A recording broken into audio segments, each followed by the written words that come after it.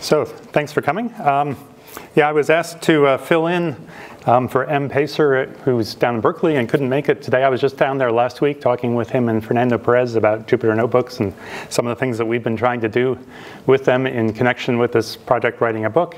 And they thought that it might be interesting for people to hear something about what we've been doing. So I'll tell you a little bit about sort of the background of this particular book and what we're trying to do, and give a demo of some of the things that we've been figuring out, ways that we think are reasonable to do it, but there are probably better ways to do some of these things. So I'm also very much looking for feedback from other people or ideas about better ways to do some of these things. So I'm here at the University of Washington in the Applied Mathematics Department, also a senior data science fellow in the eScience Institute. Although my background is mostly in computational science rather than data science, numerical solution of differential equations in particular.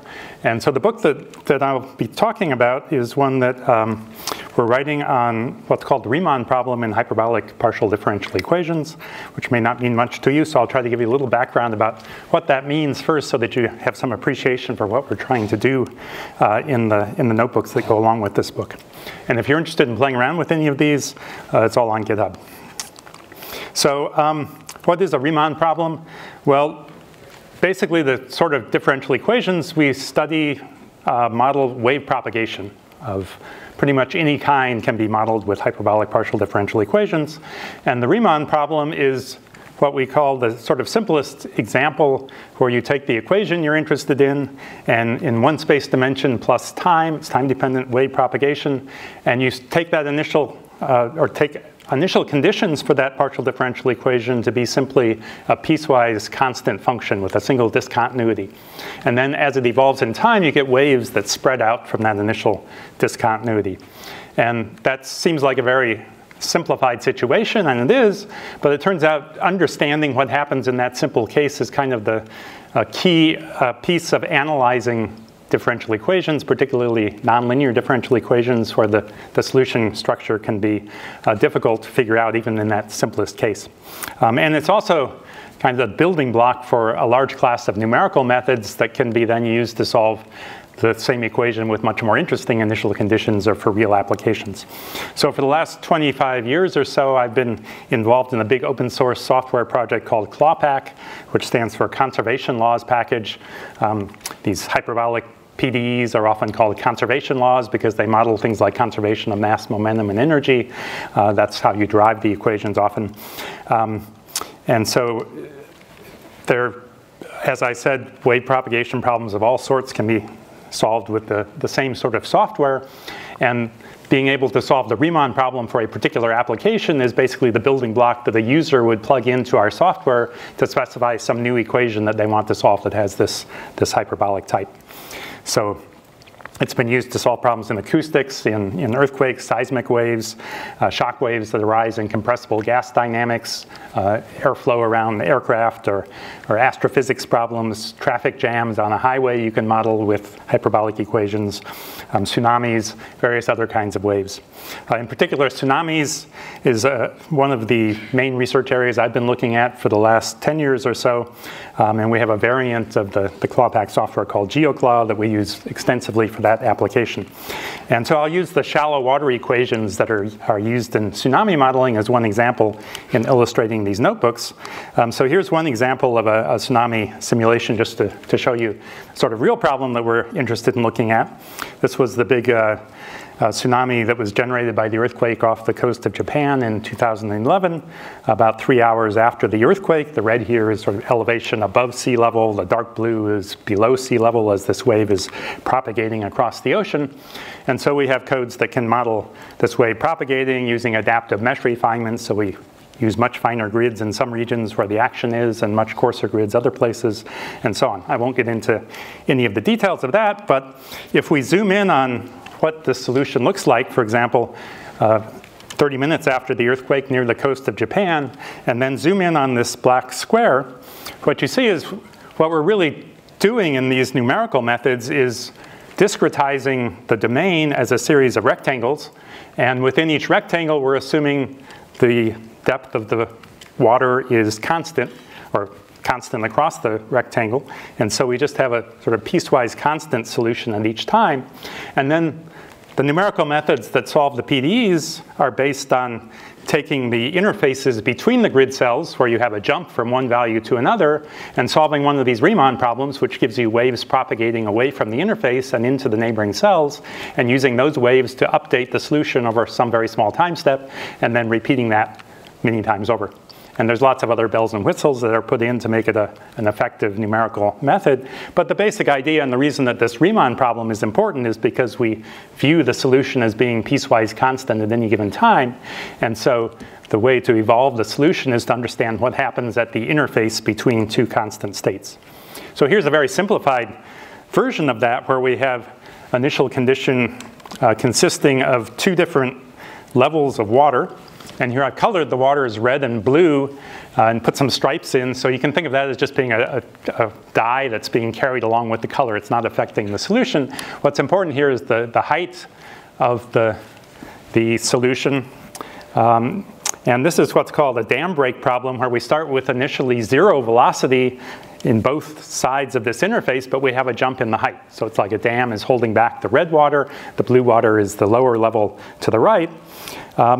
So this is a simple example of a Riemann problem for what are called the shallow water equations, which just model the depth of the water and the velocity in a one-dimensional situation, assuming that there's no variation in velocity in the vertical direction. It's all just a horizontal velocity.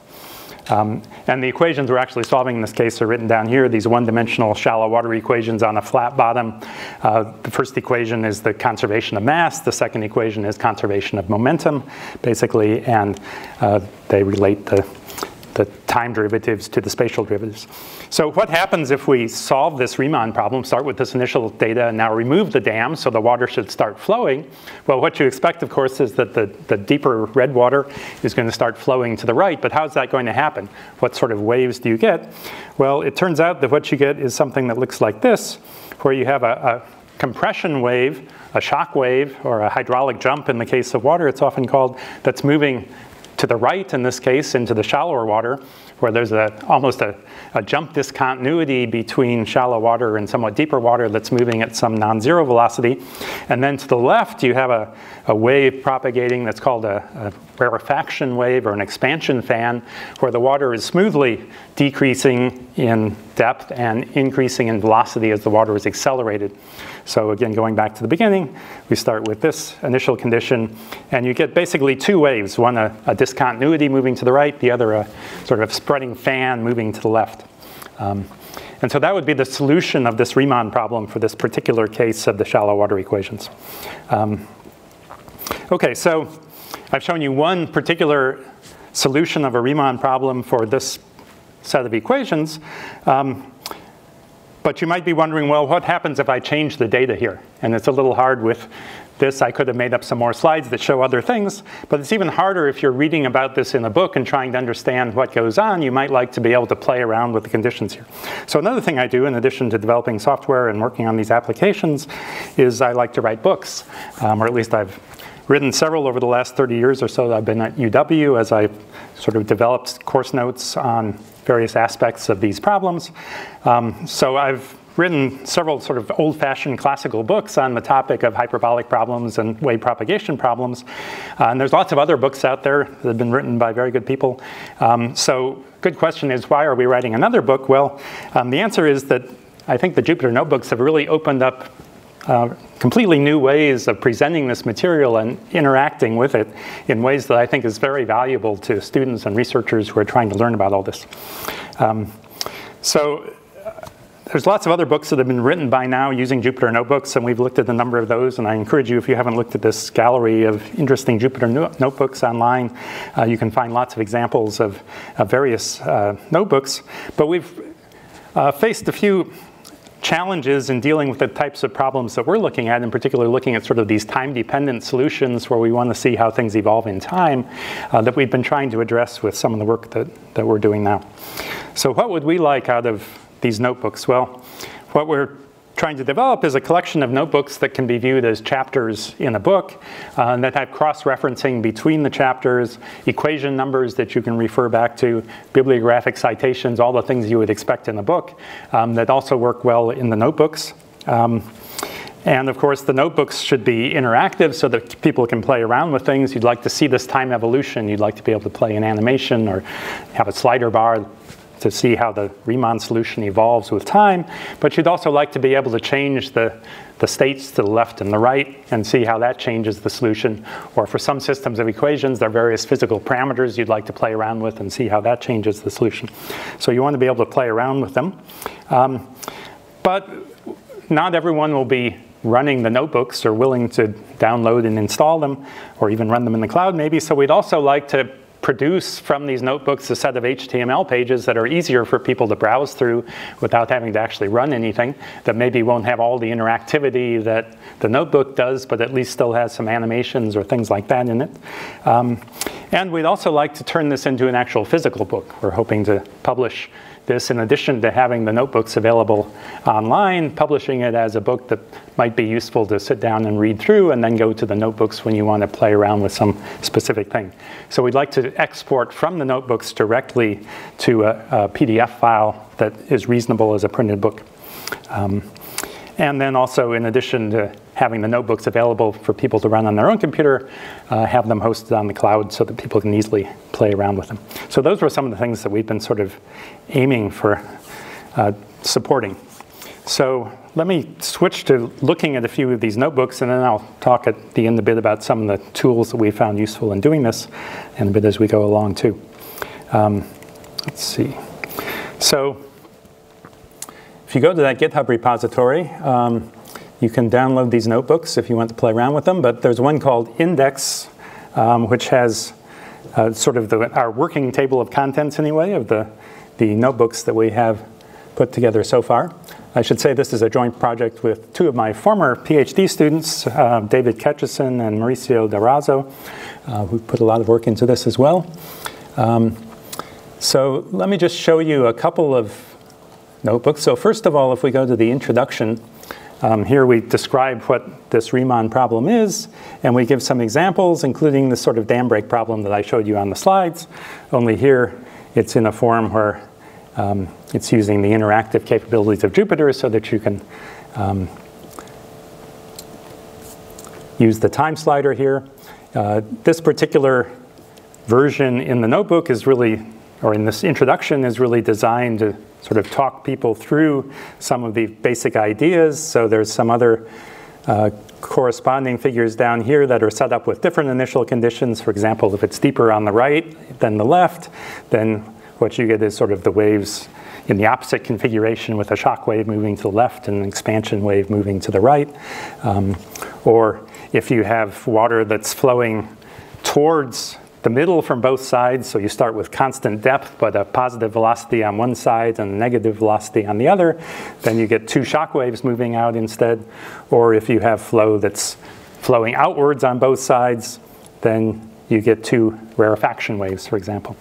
So this introduction, there's some sort of specified problems here, but of course the user could go in and modify things here if they wanted to see what would happen if we change the initial conditions, maybe make the depth 2 on the left, but keep everything else the same. Then you can see how that changes the solution. Of course, it's nicer if you have actually a bigger menu of options that people can change directly. So from here, we can also go into, there's another notebook on the shallow water equations that's quite a long notebook actually that describes much more about the theory and has a number of things, but down at the very bottom there's a similar animation, but where you can now change the left and right state with slider bars, as well as having a slider bar for the time. So one thing that we've wanted to do, as I said, is to make it possible to have these sorts of things in the notebook, but then also produce from these HTML pages so that people can just browse through them without actually running them, and also eventually a PDF version. So let me just show you sort of what we've done there. If we go back to the introduction, back at the top, there's some import statements, and in particular, we import from IPyWidgets, we import interact. We then have a script that turns these into HTML pages by using mbconvert. And in the process of doing that, we also, before running mbconvert, we replace any line that says from IPyWidgets import interact with a different line, which we bring up the HTML version of this. It's been replaced by our own version of interact from utils.js animate widgets import interact. And this, instead of using the interactive widgets, which require actually running the notebook, instead uses the JS animation package developed by Jake Vanderplas, which basically takes a set of images and combines them using some JavaScript into an animation that can be played in the web browser. And this can be played now on the HTML page without having to be running the notebook.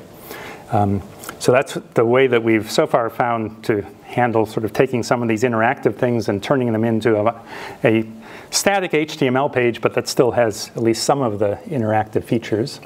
And then, as I mentioned, we also want to turn it into a PDF file for a book. And so, again, you can use nbconvert combined with, there's a package called BookBook, which helps to take a whole collection of notebooks and turn them into chapters in the book. And so from all of the notebooks, we get a PDF file that has all of the chapters. And now if we go to that same introduction, what we see here, make this bigger, is that in our conversion to PDF, we replaced that interact with yet another version of that function from this snapshot widgets module that we wrote. We import interact, which basically takes the widgets that were defined in this interact and produces a static figure at one particular value of the time. So in the widget, in the interactive notebook, we specified an initial value of 0, because in the interactive notebook, it makes sense to start at time 0, and then as you slide the slider bar, you see time evolving. For the PDF file, it wouldn't really make sense to only show the initial conditions. You wouldn't see the structure of the solution. So we also have in our post-processing script code that takes a value of 0 any place in these interacts and replaces it with some slightly later time, 0.2 or something that we've specified, so that we get a more interesting picture. So that's one thing that we've sort of struggled with, is how do we convert the interacts directly to something that looks nice in the PDF file or in the HTML file. Now, when I was at Berkeley last week, I was talking with Fernando and Em about maybe trying to automate this more and building into the interact within the notebook additional parameters that would specify what value you want to use when you're converting to HTML, and maybe a different value that you want to use when converting to PDF, so that you could more automatically handle these various things. Okay, so let's see, another thing, if we go back to this set of slider bars, we can move the left and right state around here, but it would be even nicer if we could pick up the states and sort of drag them around somehow. And we're not doing that directly in the notebooks yet, but we hope to kind of incorporate this in. We do have a sort of a more pure JavaScript version using MPL D3 that Mauricio wrote, which allows you to drag the states around. So what's shown in the upper left corner here is what's called the phase plane, where the depth h is on the horizontal axis and the momentum hu is on the vertical axis. So each of our states correspond to a particular depth momentum combination. And so this sort of Riemann problem that we were looking at that has this left-going rarefaction wave and right-going shock corresponds, for example, to a left state that had positive or a larger depth than the right state, and both of them with 0 velocity. What's shown over here is the view of this solution in the xt plane. So starting with this initial discontinuity, there's a shock wave propagating at constant velocity, and this expansion fan spreads out in such a way that the solution is constant on rays from the origin. And so this sort of xt plane shows you the speeds at which these waves are propagating and the way the solution is evolving. So here you can drag this up and down to see the time evolution, but you can also, over here in the phase plane, take one of these states and move it around. And then you can see that depending on where this left state lies relative to the right state, you might have two shock waves, you might have a shock wave and a rarefaction wave, you might have two rarefaction waves. And so a lot of the theory of the Riemann problem is understanding how to compute this solution. These curves that are drawn here on the phase plane are sort of fundamental to figuring out, given a left and right state, how do you find the intermediate state, this middle state where certain curves intersect in between, and how do you determine whether each of the waves is a shock wave or a rarefaction wave. And so the notebooks and textbooks that already exist go into great detail about how to go about doing that. But from just reading a book, you don't get a very good feel for what happens as you vary those states. And so I think these kinds of tools make it much easier, I hope, for students to understand really what's going on and how the structure of these mathematical problems evolves as you change the data. So that's the goal. And at the moment, this you can actually embed within a notebook by just displaying it as HTML. But then we haven't figured out how to translate that into the PDF version, for example. So we're still working on that aspect of it. Yeah, let's see. I guess I'll show one other sort of menu of options that is, this kind of thing is relatively easy to do in the Jupyter notebook to describe. Here's, again, a phase plane. This is for a compressible gas dynamics problem where you actually have conservation of mass, momentum, and energy, but it's just projected onto the pressure and velocity plane here. And there's various things you can change. Again, you could change the left and right state, in this case, again, with slider bars.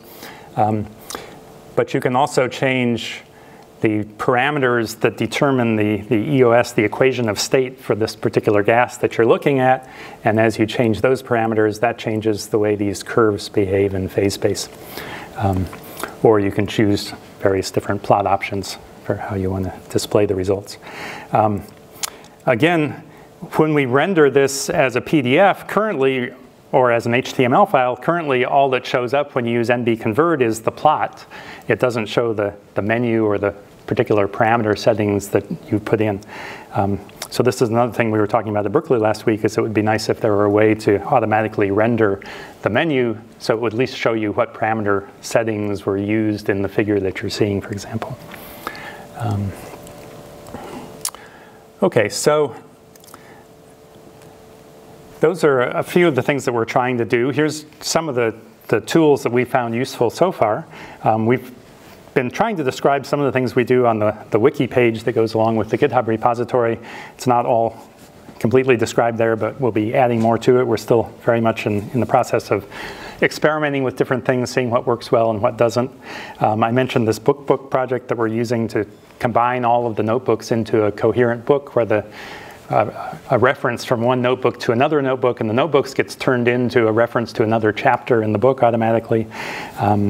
There's also an NB extension for equation numbering that lets you do equation numbering. I guess I was going to show you also. If we go back to the shallow water book, for example, and go up to the top, it's a rather long notebook, but yeah, so here we have the shallow water equations. Of course, the nice thing about the notebook is this is all just markdown with LaTeX formatting, and you can put in labels for equations the same way you would in a LaTeX document. And then when you execute it, it actually gives you what looks like an error message here. That's just because there was a numbered equation here, and if you start changing markdown cells that have numbered equations, you might be adding or subtracting equations, and so that has to change the numbering of every other equation in the document. So this is just to remind you to go up here and click this button at the top, which renumbers all of the equations in the document if necessary, so it's coherent again. So those kinds of things are nicely built in, and then you can refer back to equations, and those, of course, get transferred over to both the HTML and the PDF versions as hyperlinks as well.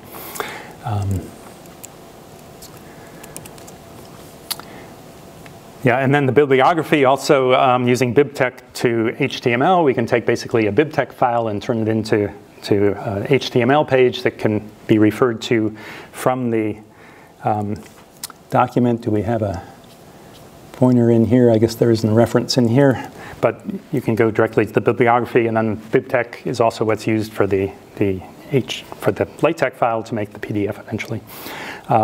And then another tool that we found very useful, if you don't know about it, is MBDime, I guess it's pronounced, which is a notebook diff and merge tool, which makes it easier to compare versions of the notebook when we're using Git. And since this whole project is about the notebooks and we have 3 co-authors changing things, we often have conflicts within the notebooks, and so it's much easier to resolve those using this tool than trying to work with the JSON file as just a text file. So those are some of the tools we've been using. And the other thing we've been looking at is how do we make the notebooks themselves easier for people to use without having to download and install all of the various dependencies. So we do have a Docker file in the repository that people can use to build a Docker image. We're planning to put it on Docker Hub eventually. We've been starting to play around with Windows Azure as a platform for presenting the notebooks. And then also Binder, which is being redeveloped by the Berkeley group. And the new version seems to work quite nicely. So you can paste into the Binder page any GitHub repository, and it will build it on Binder. In this case, it was already built, so when I clicked that, it just brought up a notebook server. Can I make this bigger? A notebook server for this particular repository, and within here we have all of the notebooks which can be executed. So I think those were the main things I wanted to mention. Again, if people have ideas for other things, other tools we could be using or better ways to do some of this, I'd be more than happy to talk with you about it or share more of our experiences about the details of some of what we've done. Also, again, everything is in the GitHub repository, including some documentation at least of what we've been doing. So I'll stop there, but if there are any questions, happy to answer. Cool. Questions?